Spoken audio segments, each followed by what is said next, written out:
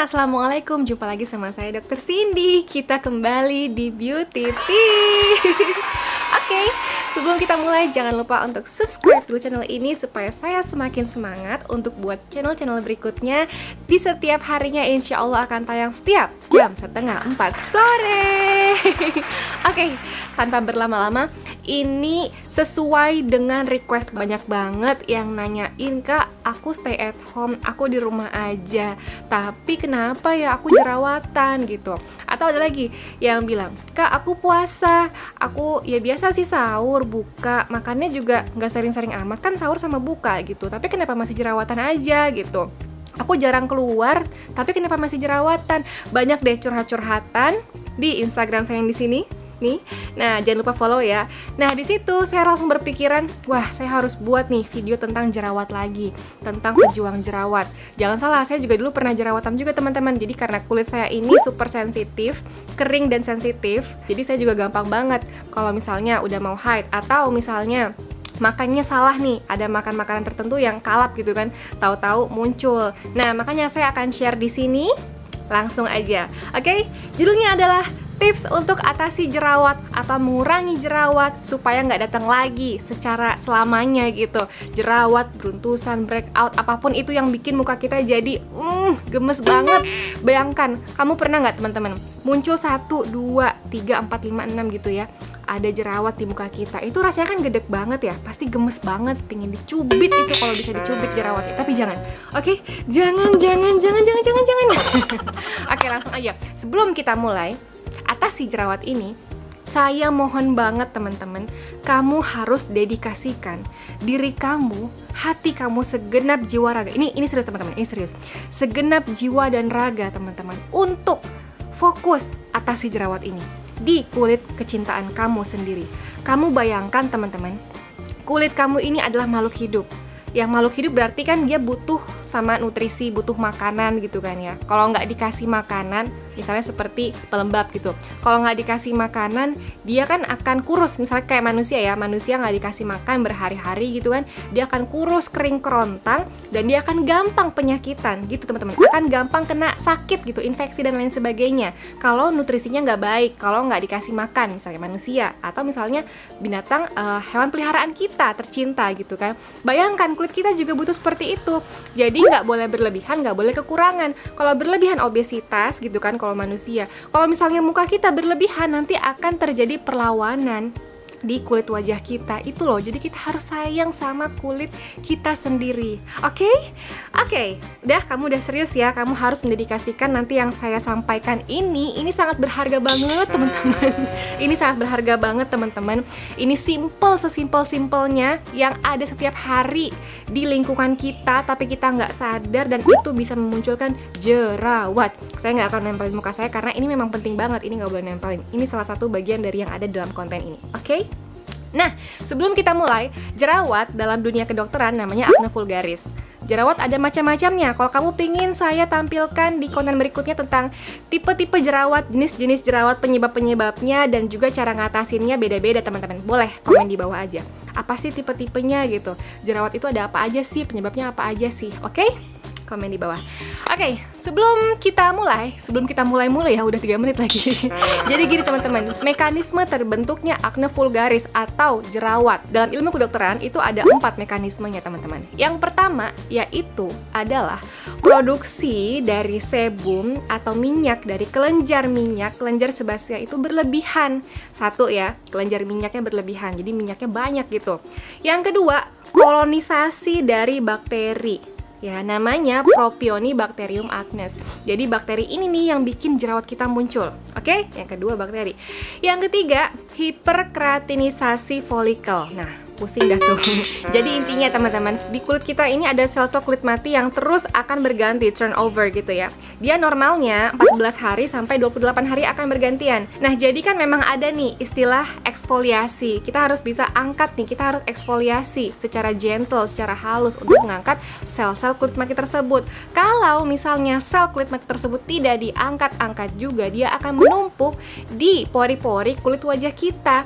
Intinya adalah pori-pori kita itu tersumbat teman-teman. Bakteri kah, minyak kah, sel-sel kulit mati, kotoran, debu, polusi, sisa-sisa make up, itu yang akan menjadi cikal bakal jerawat gitu teman-teman. Seperti itu, oke? Yang ketiga ya, hiperkeratinisasi dari folikel, sel-sel kulit mati yang tidak diangkat-angkat gitu teman-teman, yang kita tidak eksfoliasi dengan gentle, dengan lembut gitu. Oke, yang keempat yaitu radang atau inflamasi. Oke, jadi intinya 4 basic ini teman-teman yang akan kita kembangkan dalam konten ini. Jadi saya akan rangkum sedikit. Yang paling penting, terbentuknya jerawat itu apa aja sih penyebab-penyebabnya atau faktor-faktor resikonya? Yaitu yang pertama ada faktor genetik, lalu ada lagi diet atau makanan, faktor makanan ya. Yang ketiga ada lagi higienitas atau kebersihan. Yang keempat hormonal, lalu yang kelima stres, lalu yang keenam kosmetik. Oke, langsung kita mulai aja. Yang paling pertama teman-teman, kan kita udah tahu ya basic dari jerawat itu munculnya kayak gimana. Udah tahu ya yang 4 tadi. Yang paling penting, yang paling pertama kamu harus tahu dulu tipe kulit wajah kamu. Oke, apakah itu kering, apakah itu berminyak, apakah itu kombinasi, atau normal to dry to sensitif gitu ya, dan lain sebagainya. Kalau kamu pingin saya bahas tentang gimana sih cara kita bisa tahu nih tipe kulit wajah kita itu seperti apa teman-teman. Nah, kita harus tahu nih, dan juga cara mengatasinya tuh berbagai macam sesuai dengan tipe kulit wajah kita. Nah, boleh nih dibuatkan konten berikutnya, komen di bawah lagi kalau kamu pingin saya buatkan itu, oke? Jadi yang paling pertama, kamu harus tahu dulu tipe kulit wajah kamu. Kenapa sih harus tahu? Karena supaya kita bisa mengetahui nih kalau kita memakai produk tertentu, ini untuk jenis kulit apa, pasti kan harus tahu ya untuk jenis kulit tertentu gitu, oke? Yang kedua, oh ya, kalau untuk saya, tipe kulit saya adalah dry to sensitive. Jadi tipe kulit saya ini kering dan juga sensitif. Oke, next. Yang kedua adalah, ini sangat-sangat simple tapi sangat berharga sekali teman-teman, adalah cinta. Bener teman-teman, cinta, kamu harus cinta dan sayang sama tubuh kamu sendiri, termasuk kesehatan dari kulit kamu, kulit wajah kamu, kulit tangan kamu, semuanya teman-teman. Oke, karena kan investasi juga ya. Nah, supaya apa sih kita harus sayang, kita harus cinta gitu? Supaya selanjutnya yang akan saya sampaikan di video ini, kamu bisa lebih dedikasi lagi, lebih semangat lagi untuk memperjuangkan kesehatan kulit kamu, termasuk kulit wajah kamu. Oke, sayangi, cintai.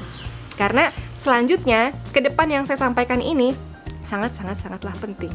Oke? Selanjutnya, kamu harus cari tahu kapan sih jerawat ini muncul gitu, pas kapan gitu.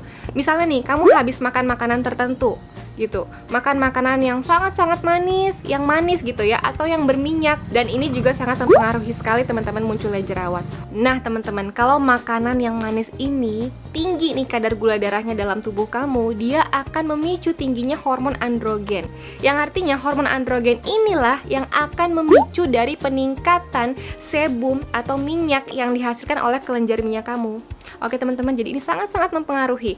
Dan perlu kita ketahui, sebum atau minyak di kulit wajah kita ini kandungannya ada trigliserida, ada kolesterol, bahkan ada mekanisme terbentuknya asam lemak bebas tersendiri. Nah, asam lemak bebas inilah nanti akan memicu dari kolonisasi bakteri si Propionibacterium acnes tadi teman-teman. Jadi banyak banget rantainya yang bikin kamu jadi gampang jerawatan, cuman gara-gara makannya kalap, makannya manis-manis gitu loh. Gampang, misalnya pas kamu lagi sahur, manisnya tuh berlebihan gitu, yang ada kadar gula pasirnya tinggi banget gitu.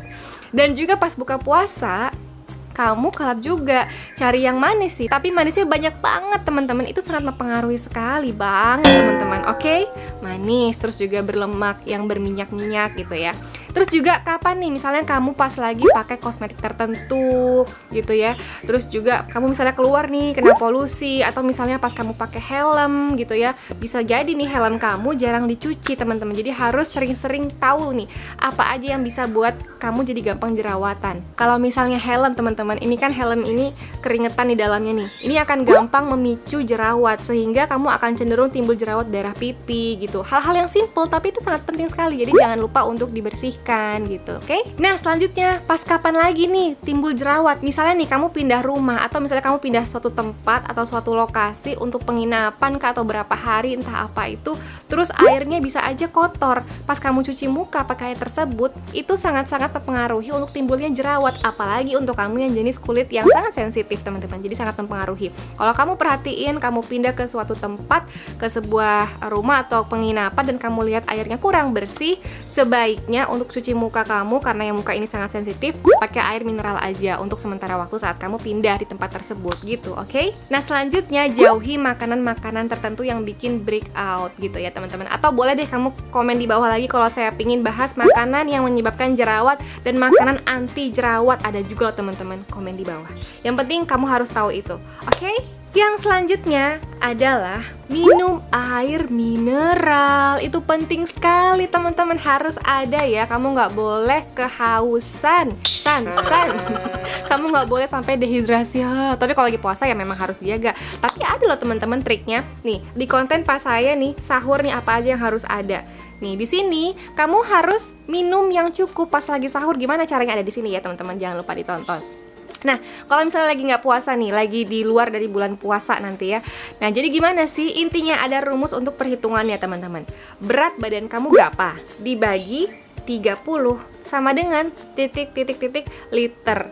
Jadi berat badan kamu misalnya 60 nih, 60 dibagi 30 sama dengan 2, berarti 2 liter per harinya. Jadi kebutuhan kamu itu per harinya adalah 2 liter. Tapi ditambah lagi kalau kamu ada kegiatan yang lain, misalnya kamu olahraga nih sampai setengah jam nih. Sampai setengah jam bisa ditambah 350 ml air gitu. Jadi kalau sampai 1 jam ditambah lagi 700 ml air. Oke? Nah, tapi itu semua tergantung lagi tubuh kamu. Misalnya kamu ada lagi kegiatan yang lain gitu ya, yang bikin kamu semakin haus. Intinya adalah tubuh kita berbeda-beda teman-teman, tingkat metabolismenya gitu ya, dan juga tingkat keluar air keringatnya gitu kan berbeda-beda. Jadi tubuh kita nih punya regulasi untuk memberikan sinyal, di hipotalamus kita memberikan sinyal, ayo kamu haus nih, kamu minum gitu. Itu penting banget teman-teman. Jadi kalau udah di luar bulan puasa nanti gitu ya, kalau kamu merasakan haus, jangan lupa untuk minum. Supaya apa? Itu pengaruh sekali di tubuh kita, apalagi di kulit kita, apalagi kulit wajah kita. Kalau kita dehidrasi akan pengaruh ke keringan. Jadi kulit kita akan gampang kering. Kalau kering akan gampang iritasi, akan gampang peradangan. Intinya sangat-sangat sensitif jatuhnya teman-teman. Akan gampang memicu jadinya jerawat. Oke? Nah, jadi kenapa sih harus ada rumusnya berat badan dibagi 30? Karena setiap orang berbeda-beda kan, berat badannya berbeda-beda juga kebutuhan air mineralnya yang harus dikonsumsi. Nah, selanjutnya nih teman-teman, kamu punya nggak nih facial foam atau pembersih muka yang bikin busanya itu banyak berlimpah gitu? Hati-hati teman-teman. Yang bikin busanya berlimpah atau banyak ditakutkan adanya kandungan dari deterjen dan lain sebagainya. Itu sangat pengaruh sekali teman-teman untuk bikin terjadinya peradangan. Apalagi nih, kamu juga harus perhatikan di ingredient di skincare-nya ya. Fragrance yang ada pewangi atau kamu cium nih wangi banget gitu, hati-hati. Fragrance ini sangat-sangat mempengaruhi timbulnya iritasi, apalagi yang normal to dry atau dry to sensitive. Ini sangat-sangat pengaruh banget kena jerawat nih teman-teman. Fragrance, terus ada kandungan alkohol, silika, deterjen. Jadi harus sangat-sangat diperhatikan, oke? Nah, untuk selanjutnya yaitu pengering wajah kamu nih harus diganti. Kalau misalnya nih kamu sering cuci muka gitu ya, terus dilapnya pakai apa? Pakai handuk yang bersamaan dengan tubuh kamu. Bayangkan kalau tubuh kamu misalnya ada suatu kotoran atau apapun, misalnya kamu kan nggak sengaja nih keringetan atau apa, kamu lap pakai handuk misalnya. Lalu kamu lap lagi di muka, itu kan sangat-sangat kurang bersih gitu loh teman-teman, sangat kotor. Jadi kalau bisa sebisa mungkin kalau kamu habis cuci wajah, dilapnya pakai tisu aja teman-teman, pakai tisu untuk wajah, khusus untuk wajah. Jadi yang bersih teman-teman, itu sangat pengaruh sekali teman-teman, sangat-sangat pengaruh. Oke? Nah, apalagi nih yang pakai handuknya barengan. Misalnya nih kamu udah nikah kan sama suami, barengan sama suami. Nah, bayangkan dong, itu kan kotor banget teman-teman. Jadi jangan digabungkan juga ya, handuk kamu, handuk kamu, handuk suami. Tapi untuk muka pakai tisu muka aja, oke? Tisu wajah ya. Jangan sampai teman-teman dibawa tidur. Oke, kenapa? Jadi pas dibawa tidur teman-teman, tahu-tahu udah kumpul aja nih kotoran yang lain sebagainya. Ini pasti kamu sering banget denger juga kan di influencer yang lain. Itu penting banget teman-teman. Jadi udah mulai jerawatan di pipi, kiri, kanan. Jadi jerawat itu teman-teman timbulnya sesuai dengan